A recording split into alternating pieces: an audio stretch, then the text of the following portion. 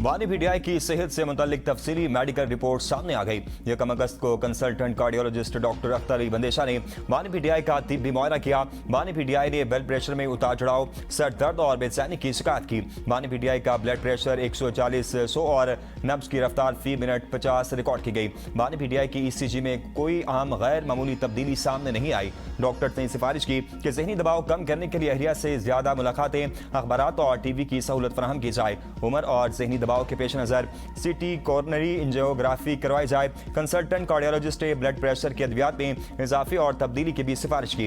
Report के मुताबिक 4 रुकनी medical board ने 10 अगस्त को बानी पीटीआई का दोबारा तिब्बी मुआयना किया। 10 अगस्त को बानी पीटीआई का ब्लड प्रेशर 140/80 और नब्ज 54 फी मिनट रिकॉर्ड की गई। बोर्ड के मुताबिक बानी पीटीआई ने सीने में दर्द, भारीपन, सांस फूलने या दिल की धड़कन की शिकायत नहीं की। बानी पीटीआई की ईसीजी नॉर्मल, एको में दिल के वॉल्स और चैम्बर्स भी नॉर्मल रहे। बोर्ड ने सिफारिश की कि बानी पीटीआई को रोजाना 1 घंटा चहलकदमी और मौजूदा जेल सहूलियात सूरत हाल में कुछ जहनी सुकून दिया जाए। बानी पीटीआई और बुशरा बीबी की अब तक 84 मुलाकातें हो चुकी। हर मंगल को जेल रूल्स के तहत बाकायदगी से मुलाकात कराई जाती है। मेडिकल अफसरान दिन में 3 बार सेहत और खुराक का जायजा लेते हैं। बानी की खराब आंख तकरीबन मामूल के मुताबिक हो चुकी।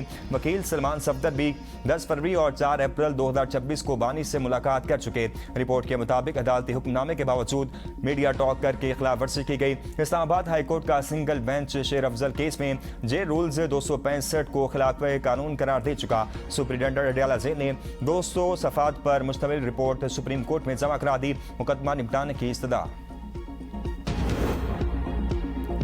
हम रिलीफ नहीं इंसाफ मांग रहे हैं। बानी को जेल में कुछ हुआ तो जिम्मेदार हुकूमत होगी। वज़ीर आला खैबर पख्तूनख्वा सुहेल आफरीदी की रहनुमाओं के हमरा प्रेस कॉन्फ्रेंस। कहा बानी जेल में तंग नहीं हुए कि जाली प्लेटलेट्स गिराएं। आज बानी का केस है, 3 जजेस केस सुनेंगे।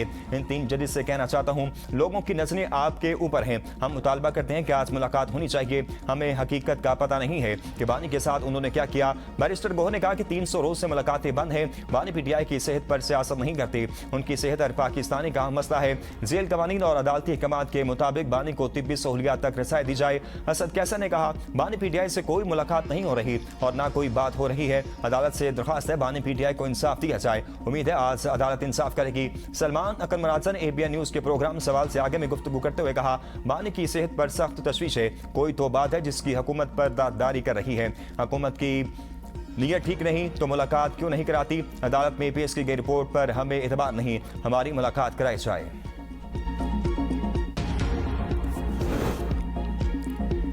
पीटीआई से मुलाकातों में ना कोई चीज पकाई जा रही है और ना पक रही है। हम बानी पीटीआई के मामलात पर भी बात करने को तैयार हैं। हमारे पास हल भी है। मुशीर वज़ीर आज़म राना सनाउल्लाह कहते हैं, वज़ीर आज़म अपोजिशन लीडर को मुलाकात के लिए बाज़ाब्ता दावत वाले हैं। अपोजिशन लीडर जिस मसले पर भी बात करना चाहे, वज़ीर आज़म की तरफ से कोई मसला नहीं होगा। 27 सितंबर का पीटीआई ने फिर चढ़ाई का अल्टीमेटम दिया हुआ है। एक तरफ 20 लाख बंदों को इस्लामाबाद लाना चाहते हैं, दूसरी तरफ मुलाकात का कहते हैं। बैरिस्टर गोहर के साथ मुलाकात का मकसद इनसे ताज़ियत था। तारिक फजल चौधरी ने कहा, बानी पीटीआई के इलाज में कोई कोताही नहीं बरती जाएगी। बानी की सेहत से मुतल्लिक हमें फिक्र है और हम इनके लिए दुआगो हैं। बानी की अहलियत से मुतवातर मुलाकातें होती हैं।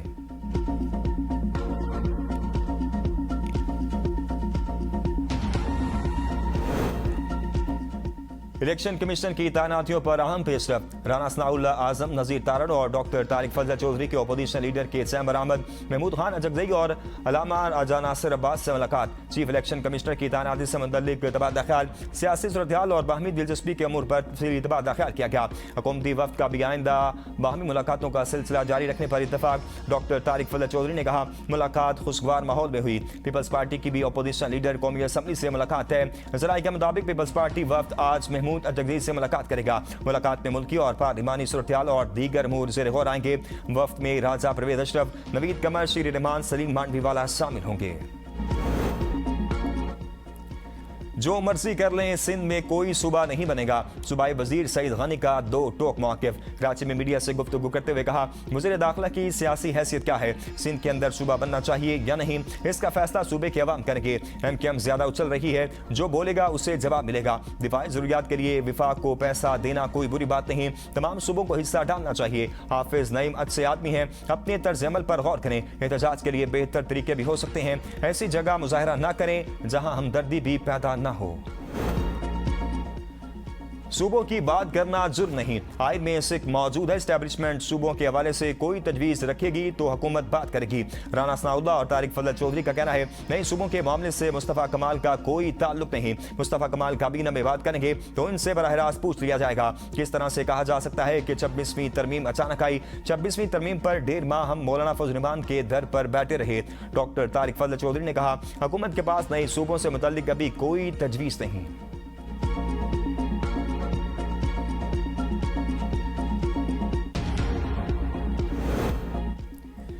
मुल्क में नए इंतजामी यूनिट के क्याम के लिए कौमी मुबासा। नून लीग के बैरिस्टर अकील मलिक ने कहा नए इंतजामी यूनिट्स के क्याम के लिए कौमी सतह पर वाज़ेह पॉलिसी जरूरी है। नए यूनिट्स की तश्कील जुबान, नस्ल या किसी तासुब की बुनियाद पर नहीं होनी चाहिए। पीपल्स पार्टी के कमर जमान कायरा ने कहा मसाइल का हल सिर्फ इंतजामी यूनिट्स की तादाद बढ़ाने में नहीं, नए यूनिट्स बनाने से पहले आईनी और इंतजामी मामलात का जायजा लेना होगा।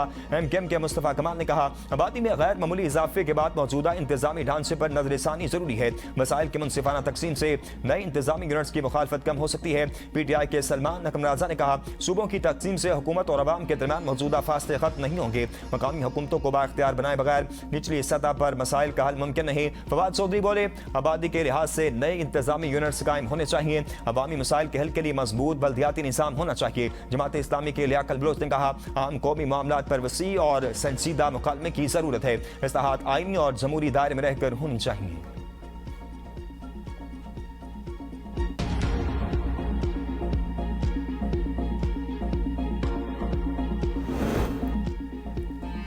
सेनेट में ओपोजिशन का बानी PTI की सेहत से मुतल्लिक शोर शराबा।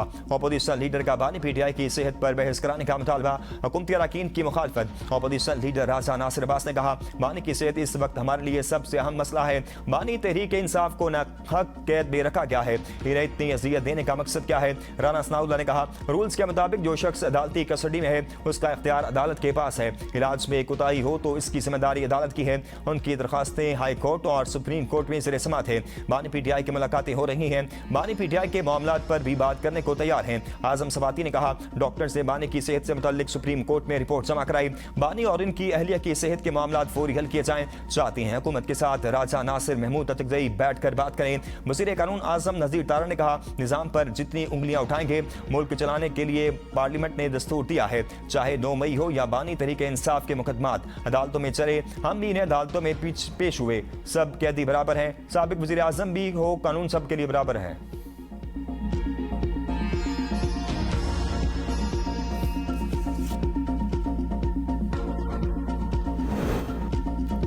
सुप्रीम कोर्ट में बानी PTI के मुकदमात आज समाअत के लिए मुकर्रर। मुकदमात की समाअत जस्टिस शाहिद वहीद की सरबराही में होगी। रजिस्ट्रार ऑफिस ने तमाम मुतल्लिका फरीकैन और वकला को नोटिस जारी कर दिए।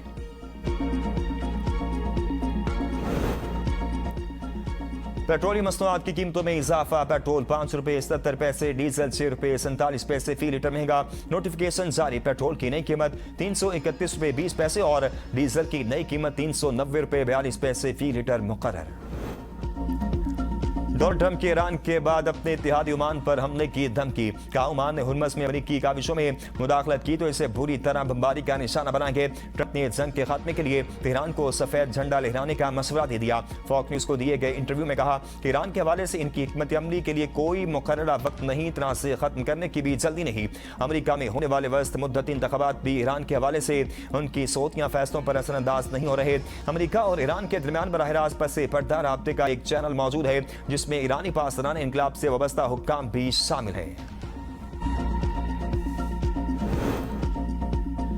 गैर मुअय्यना मुद्दत तक बहरी नाकाबंदी जारी रहने का इंतजार नहीं कर सकते।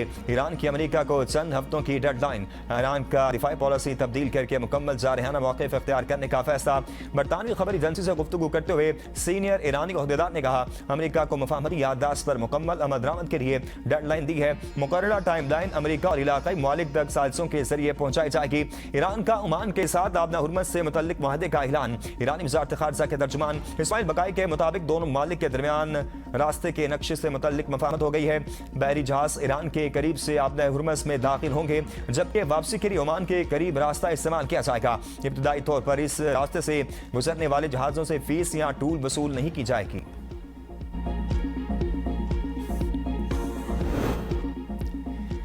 वज़ीर आज़म का इस्लामाबाद टेक्नोलॉजी पार्क की तकमील में ताख़ीर पर बरहमी का इजहार। इजलास से खिताब करते हुए हिदायत की कि इस्लामाबाद टेक्नोलॉजी पार्क की तामीर को जल्द मुकम्मल करने और टेक्नोलॉजी पार्क को तरजीही बुनियादों पर फाल किया जाए। वज़ीर आज़म ने मज़ीद कहा कि इस्लामाबाद टेक्नोलॉजी पार्क को चलाने के लिए मुकम्मल तौर पर आउटसोर्स किया जाए। शहरियों को बर वक्त शफाफ आसान डिजिटल खदमात फराहम के लिए तमाम मुतल्लिका इदारे मरबूत अंदाज में काम करें। शहरियों को सरकारी खदमात के असूल में सहूलत फराहम करना हुकूमत की तरजीह है।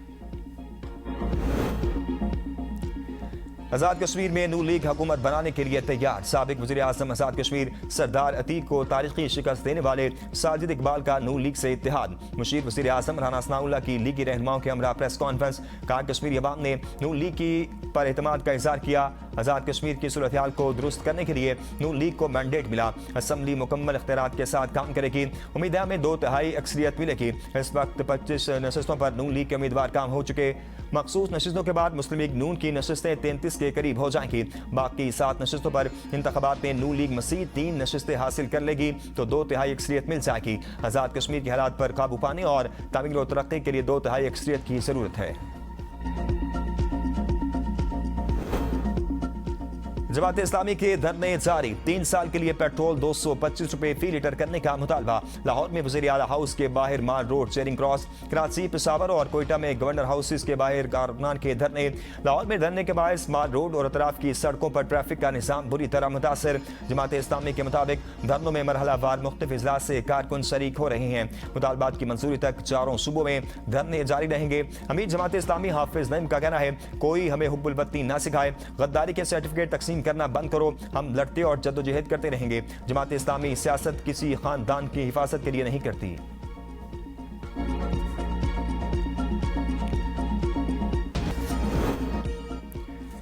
पीपल्स पार्टी और नून लीग फिर आमने सामने। पीपल्स पार्टी का नून लीग पर सियासी इंतकाम का इल्जाम। पीपल्स पार्टी के रहनुमा हसन मुर्तजा ने न्यूज़ कॉन्फ्रेंस करते हुए कहा सैफुर रहमान और नवाज शरीफ ने माजी की सियासी इंतकामी कार्रवाइयों पर माफ़ी मांगी थी। आज फिर वही इंतकामी कार्रवाइयाँ शुरू हो गई हैं। हुकूमत की इंतकामी कार्रवाइयाँ जैसे जैसे बढ़ेंगी हमारा अज़्म भी मजबूत होगा। पीपल्स पार्टी इत्तेहादी जरूर है लेकिन गूंगी बहरी नहीं। जुल्म हो रहा हो तो इत्तेहाद की आड़ में खामोश नहीं बैठ सकते। पीपल्स पार्टी ने नून लीग का साथ सियासी मफाद के लिए नहीं बल्कि निज़ाम की बहाली के लिए दिया। नून लीग की कारकर्दगी चंद सड़कों के सिवा क्या है। वज़ीर इत्तेहाद पंजाब उस्मान बुखारी का भी भरपूर जवाब। कहा सिंध से कोई मुखालफत नहीं, अगर किसी को कारकर्दगी ताने की तरह लगती है तो कारकर्दगी पर बात तो होगी। जिनके सूबे में एक सड़क पर 8 अरब की करप्शन हो जाती है वो हमसे सवाल पूछेंगे। स्कैंडल सिंध में होते पंजाब में नहीं। मरीम नवाज ने पंजाब को टैंकर माफिया के रहमो करम पर नहीं छोड़ा।